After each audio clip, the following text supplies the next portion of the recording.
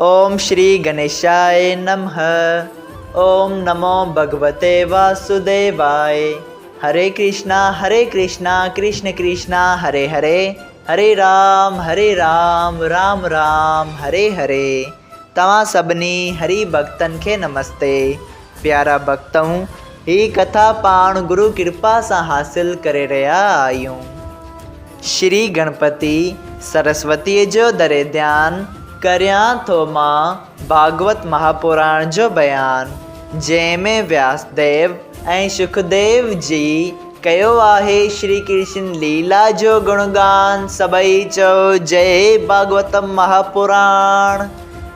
प्यारा भक्तों, कल कथा में पाण श्रीमद् भागवत महापुराण साहिब जे 5 स्कंद जे 13 अध्याय जे ॿिए भाग में ॾिठो हो त जर भरत जी राजा रघुगुन खे उन शाहूकार वारी कहाणीअ जो सॼो खुलासो करे ॿुधाइनि था त कहिड़ी तरह ही जीव हिन अनमोल मनुष्य देही खे पाए विञाए छॾे थो।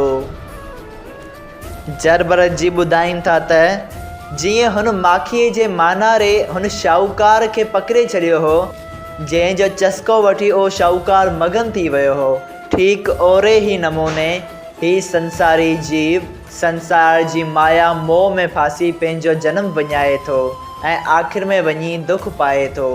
उन लाइ पाण खे हिन मनुष्य देह में भगवान के पाइण जा साधन करण घुर्जनि, जप तप विर्त नेम पालन करण घुर्जनि। सभई चओ जय श्री कृष्णा।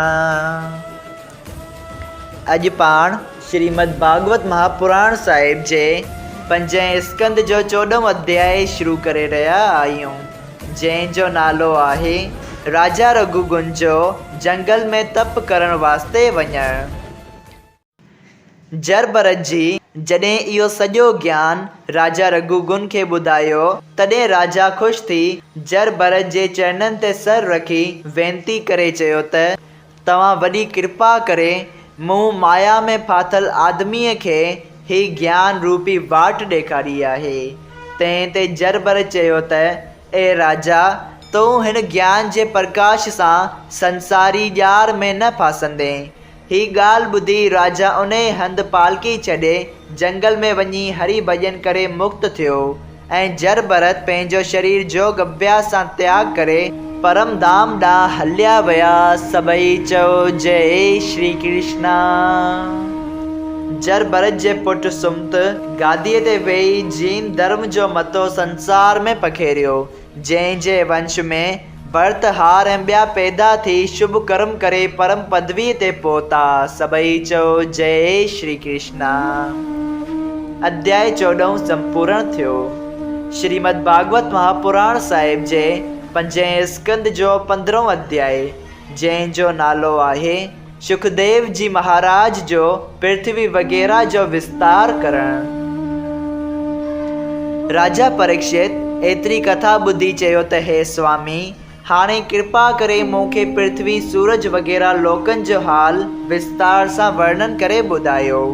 सुखदेव जी चयो त हे राजा, मुख़्तसिर हाल 7 दीपनि जो अॻे मूं तोखे ॿुधाए छॾियो आहे, जो हाणे वरी विस्तार करे ॿुधायां थो। पृथ्वीअ जा 7 दीप आहिनि। उनमें जम्बू दीप 1,00,000 योजननि जो आहे ऐं सॼी पृथ्वी 7 दीपनि जी 50 करोड़ योजननि ते फैलियल आहे। उन मां चौथों हिसो पृथ्वीअ जो लोकालोक प्रीत जी हेठि आहे। बाक़ी 3 हिसनि में 7 दीप ऐं समंदर आहिनि। राजा प्रियव्रत उहे 7 ही दीप हिकु हिकु करे पंहिंजे 7 पुटनि खे विराए ॾेई पाण वन में वञी परमेश्वर जे तप ऐं ध्यान में लीन थिया हुआ। वरी प्रियव्रत जी अग्निधर पुट जम्बू दीप जा 9 खंड करे हिकु हिकु खंड पंहिंजे 9 पुटनि खे ॾिनो ऐं जेके जेके नाला संदन पुटनि जा हुआ, उहे नाला उन्हनि खंडनि जा बि रखिया विया। हे राजा, हाणे उन्हनि 9 खंडनि जा नाला ॿुधो। पहिरियों उटकल खंड, ॿियो हिरणमई खंड, टियों भद्राशु खंड, चौथों खेतमाल खंड, पंजों इलावर्त खंड।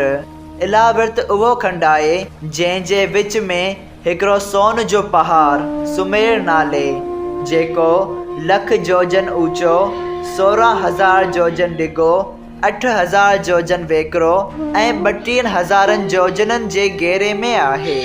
6 माब खंड, 7 कम पुरुष खंड, 8 भारत खंड, 9 निरहर खंड जेको ब्रह्मांड जे कमल जे गुल वांगर गोल आहे।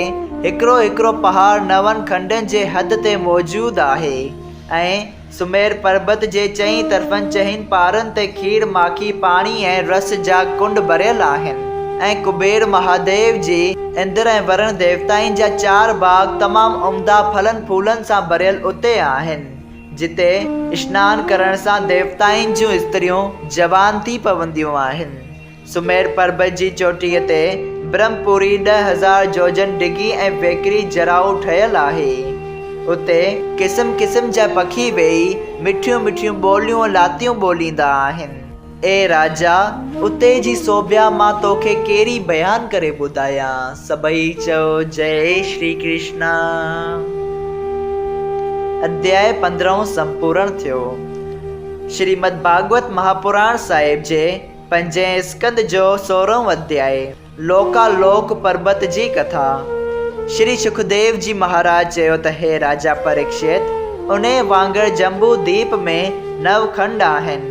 हर हिकु खंड जे रहण वारा सभिनी अवतारनि जी पूजा जुदा जुदा कनि था ऐं उन्हनि 7 द्वीपनि जे ॿाहिरां लोकालोक पर्वत आहे, जंहिं जे ॿिए पासे ऊंधा अंधकार आहे। सूरज ऐं चंद्रमा जो प्रकाश उते नथो पहुचे। उते फ़क़ति जोगी पुरुष वञी सघनि था। संसारी आदमी उते पहुचण जी सुमर्थी नथा रखनि। 8 हाथी वॾा पहलवान, जिन खे दगपाल चवनि था, से पृथ्वीअ खे पंहिंजे हेठि अहिड़ो दॿायो रखनि था जो लुॾण बि नथा ॾींस। सुमेर पर्वत ते 4 पुरियूं आहिनि। पहिरीं कुबेरपुरी, ॿी वरणपुरी, टी इंद्रपुरी ऐं चौथी जमपुरी आहे ऐं सूरज जो रथ 2 पेर उन्हनि 4 पुरियुनि में ऐं 2 पेर शाम ऐं अधु राति जे वक़्तु हर हिकु जाइ ते पहुचंदो आहे ऐं ब्रह्मा जी जे कमंडल मां गंगा निकिरी सुमेर पर्वत जे हेठां थी गंगोत्रीअ में पवे थी। सभई चयो जय श्री कृष्ण। श्रीमद् भागवत महापुराण साहिब जे 5 स्कंद जो 16 अध्याय संपूर्ण थियो। अगर तव्हां सभिनी हरि भक्तनि खे हिन कथा मां लाभ हासिल थियो हुजे त कृपया हिन कथा खे ॿियनि हरि भक्तनि सां शेयर कजो त उन्हनि जो बि भलो थिए ऐं तव्हांजो बि भलो थिए। सभई चओ जय सिया राम। राधे राधे।